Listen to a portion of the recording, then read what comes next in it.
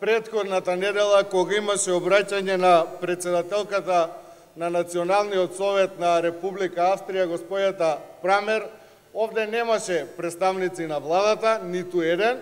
Сега, кога е денеска на дневен ред вашата интерпелација, гледаме присуство на дури 6 министри и заменици министри покрај вас.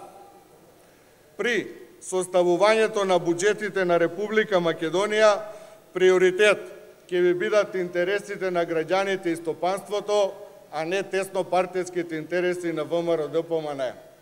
Се однесувате како министер да сте дале заклетва врз статутот на ВМРО-ДПМНЕ, а не врз Уставот на Република Македонија. Заштитен знак на вас како министер за финансии на владата на ВМРО-ДПМНЕ, за жал стана земањето кредити по секоја цена на домашниот и странскиот финансиски пазар, без при тоа да водите сметка тие пари да се потрошат за економски развој и за инфраструктурни проекти, а не за тековни буџетски потреби. Во последните 4 години сиромаштијата во Република Македонија урива рекорди. Животниот стандард е на најниско ниво и 1/3 од населението живее во апсолутна сиромаштија со 60 денари дневно. Секоја година вие, господине Ставрецки, во буџетот проектирате и одобрувате финансирање на такви проекти за кои што во една сиромашна држава нема место.